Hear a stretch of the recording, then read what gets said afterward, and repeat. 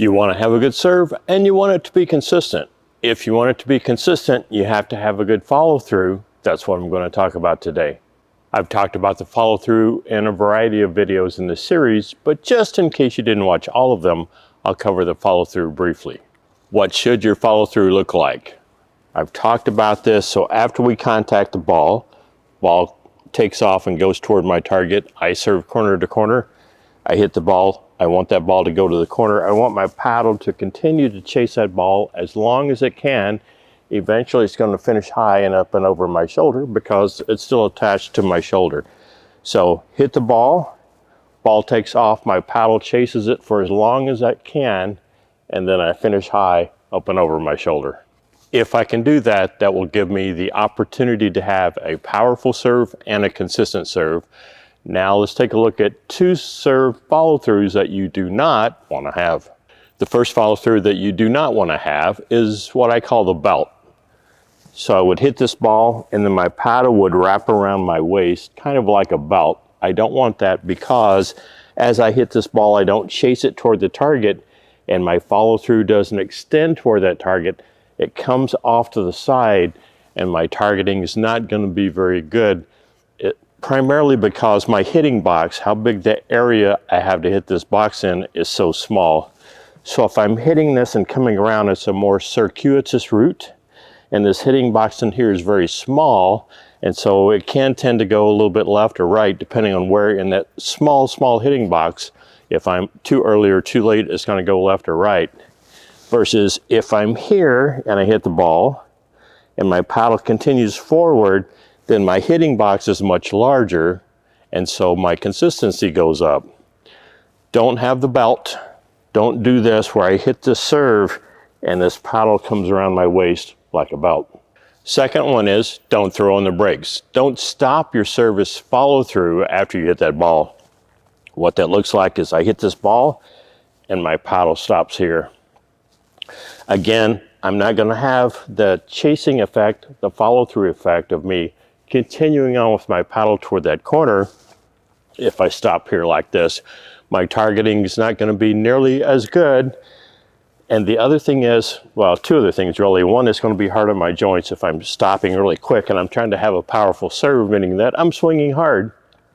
If I swing hard and I stop really quick, you can tell it kind of does this at the end, and that's all pressure here in the forearm and in the elbow.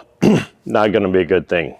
The second bad thing that happens is when we throw on the brakes, we don't have that big follow through. We don't chase the ball toward that target, and we can't verify that our paddle would continue on toward that target. We can't verify that it wouldn't have gone a little bit left or it wouldn't have gone a little bit right because we've thrown the brakes on so quick and it's hard to discern, is my paddle path a little bit left or a little bit right? So we don't get that visual and we don't get that feeling of that follow through where my paddle is continuing on toward that target if we're throwing on those brakes. It's going to be bad on the joints, bad on the forearm, bad on the tennis elbow, and it's going to be bad for our consistency. So if you're thinking that if I do this, I'm going to keep that ball from going long, not true. The ball's already gone. I talked about how to control the height of the ball over the net by where we're releasing this ball and where we're contacting it. And if I'm doing this, then I'm not really keeping the ball from going along. The third thing that's probably bad about throwing the brakes on is I'm likely decelerating my swing by the time I hit that ball. So if in my brain, my muscle memory is I'm going to stop this paddle out in here, as I hit this ball, I'm probably already have started decelerating my paddle swing so that I can get this stopped out in here. And I'm not hitting through the center of this ball, not trying to put as much speed on this as I can. If I will have that bigger follow through, then I'm thinking about hitting all the way through the center of that ball. I'll turn sideways here. I'm thinking about hitting all the way through the center of the ball as hard as I can and still control it and get it in bounds on the other side. If I'm trying to throw the brakes on, then I likely have not hit this ball as hard as I could otherwise hit it because I know that my muscle memory is to get this paddle stopped out here, not hit this ball, hit all the way through the center and finish high. Your follow through matters If you're not sure what yours looks like, grab your phone, go record yourself while you hit a couple of practice serves, and be a little bit critical. As I hit this ball, is my paddle coming around my waist like the belt? I hit my serve, does my paddle tend to stop here because I don't follow through because I'm afraid I'm going to hit the ball long? Or am I hitting all the way through this ball and trying to power this ball and finishing with my paddle high? So this third one is what we want. Record yourself and take a look.